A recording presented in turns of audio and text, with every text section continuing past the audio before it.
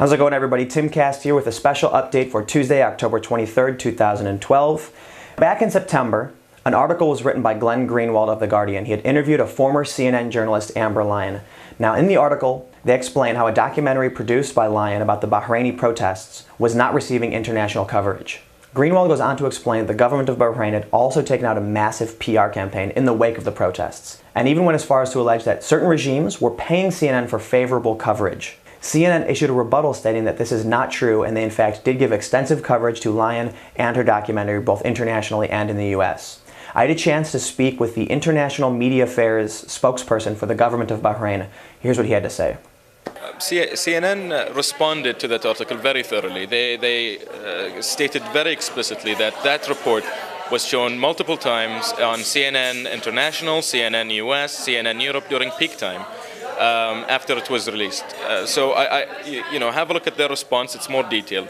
But what I also would like to add is that the article also quoted some paragraphs from the Bahrain Economic Development Board's annual report.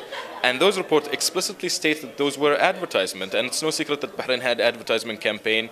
The slogan was Bahrain Business Friendly. And these were purely advertisement, and anybody could see it, would know it was an advertisement. They appeared on CNN, they appeared on The Economist, and there was no hidden issue or an agenda behind this. But to imply that Bahrain is trying to influence CNN, I think, is an unjust allegation. They've covered the events in Bahrain since the beginning, with Nick Robertson being on the ground the day the protest started and continued his coverage. And to CNN's testimony and to our testimony, they've been very critical about the events. Now, in the article, Lyon stated that CNN was attempting to put what she knew to be government lies in her reporting, in that the government of Bahrain was quoted in saying they were not killing their own civilians. I asked Ben Ali about this, and here was his response. In November 23rd last year, the Bahrain Independent Commission of Inquiry published its report. It's an independent report that detailed the events of exactly what happened during the February and March of last year and the subsequent events.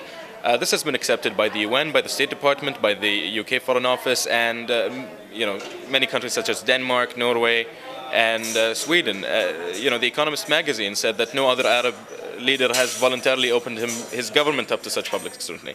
There were wrongs committed, there were mistakes made, but the government took accountability on public television, before its people, before the world, committing itself to take corrective actions, and much has been done in that term. And anybody interested can look at the report. It's available on the website in Arabic and English. So there are the tools to hold the government accountable and evaluate what has been done. I don't think that the fact that the government is lying or trying to skew reality is in line with our conduct, and is in line with the social media realities that everything is on Facebook and everything is documented one way or another. I asked Ben Ali to participate in a live online interview with questions taken straight from the internet community. So if you have any questions for the International Media Affairs Spokesperson for the government of Bahrain, comment below, leave your questions, and I'll be announcing shortly when the discussion will be happening. As always, you can follow me on Twitter at Timcast, subscribe to my channel for more videos, and thanks for tuning in. Before 9/11.